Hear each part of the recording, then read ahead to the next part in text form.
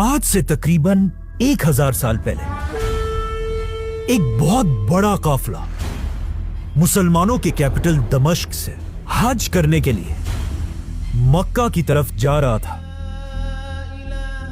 लेकिन जैसे ये काफिला फलस्तीन पहुंचा, इस काफिले पर एक बहुत ही जालिम बादशाह ने हमला कर दिया,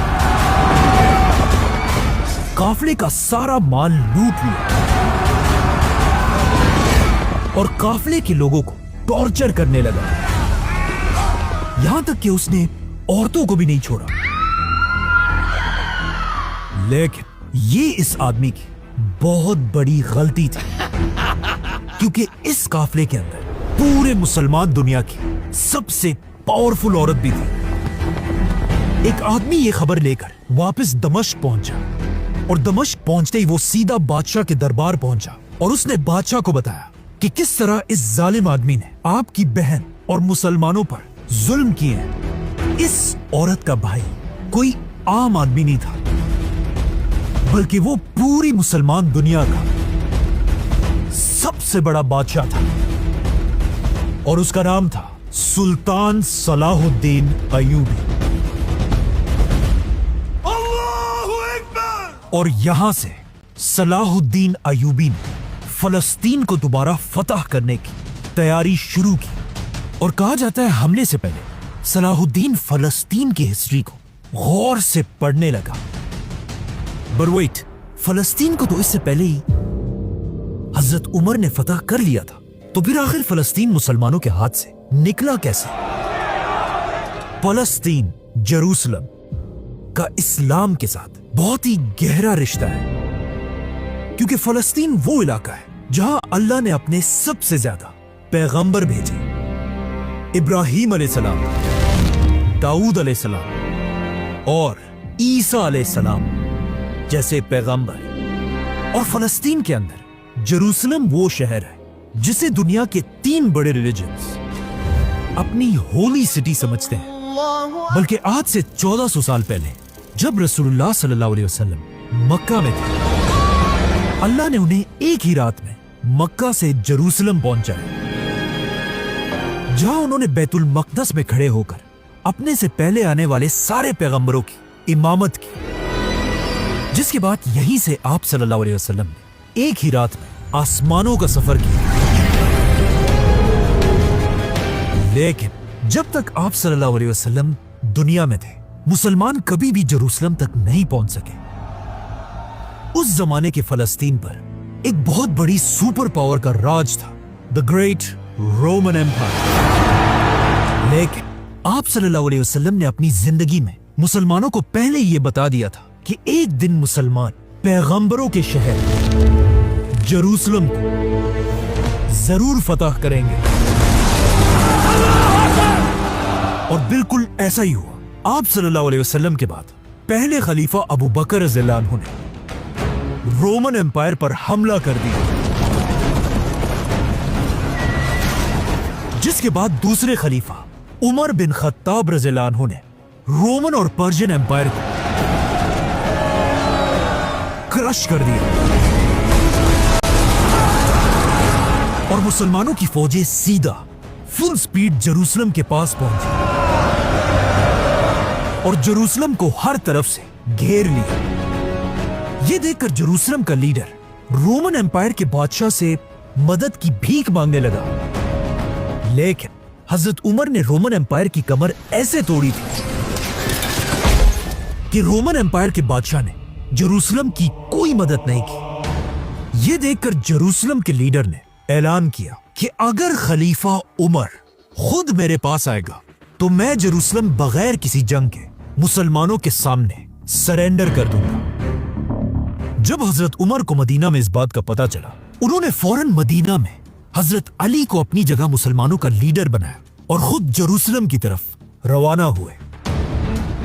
जेरूसलम के लीडर ने हजरत उमर की सादगी को देखकर जेरूसलम उनके सामने सरेंडर कर दिया।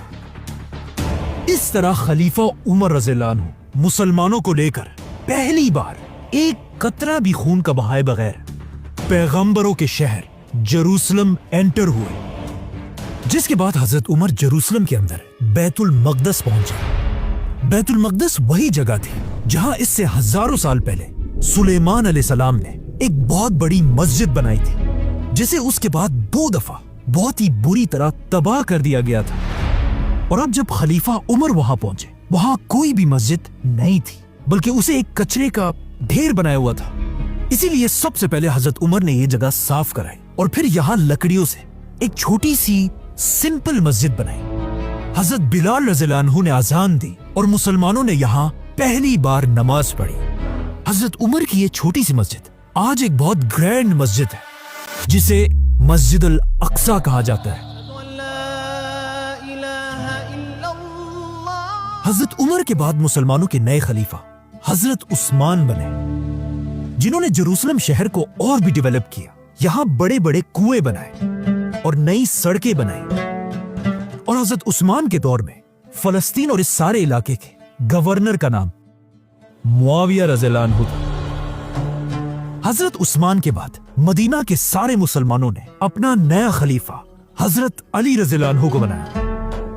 حضرت علی کی حکومت پورے خلافت میں پھیل گئی، سوائے ایک علاقے کے، شام، جس میں فلسطین بھی شامل تھا، کیونکہ یہاں کے گورنر معاویہ رضی اللہ عنہ نے خلیفہ علی رضی اللہ عنہ کے ہاتھ پر بیعت نہیں کی تھی، اور یہاں سے اسلام کی پہلی سول وار شروع ہوئی، جس کے بعد حضرت علی کی پوری خلافت میں فلسطین ان کے کنٹرول سے باہر رہا۔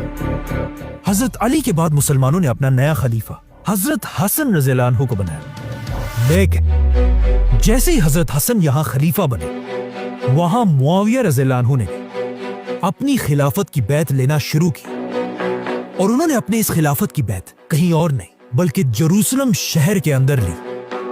اس کے کچھ ہی عرصے بعد حضرت حسن رضی اللہ عنہ نے آخر مسلمانوں کی اس سول وار کو ختم کرنے کے لیے اپنی خلافت چھوڑ دی، جس کے بعد حضرت معاویہ پوری دنیا کے مسلمانوں کے نئے لیڈر بنے، اور مسلمانوں میں ایک خاندان کی حکومت شروع ہوئی، بنو امیہ۔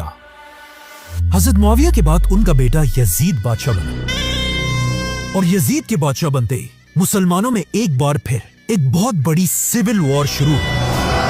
اور اسی یزید کے دور میں اسلام کا سب سے دردناک واقعہ پیش آیا، کربلا، جس میں یزید کی فوجوں نے رسول اللہ صلی اللہ علیہ وسلم کے خاندان اہل بیت کے بہت سارے ممبرز کو بے رحمی سے شہید کر دیا۔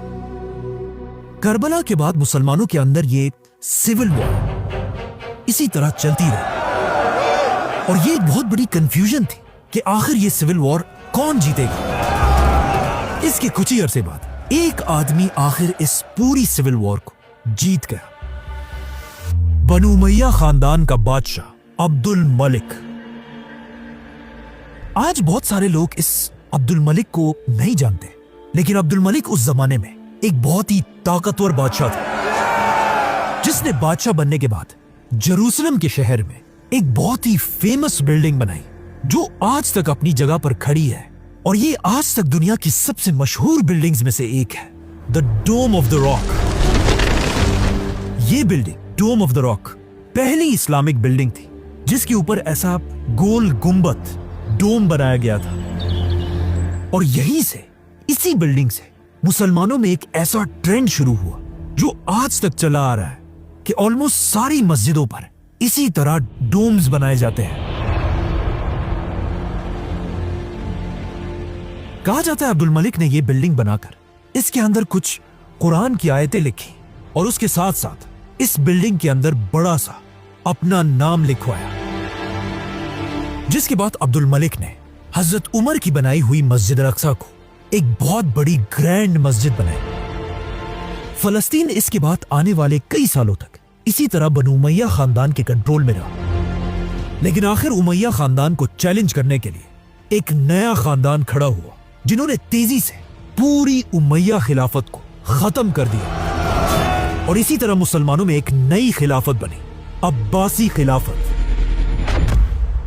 جس کے بعد آنے والے کئی سالوں تک فلسطین اب عباسیوں کے کنٹرول میں رہا۔ لیکن جیسے کہ ہمیشہ ہوتا ہے، آہستہ آہستہ عباسی خلافت کی طاقت ٹوٹنے لگی، اور عباسی خلافت کا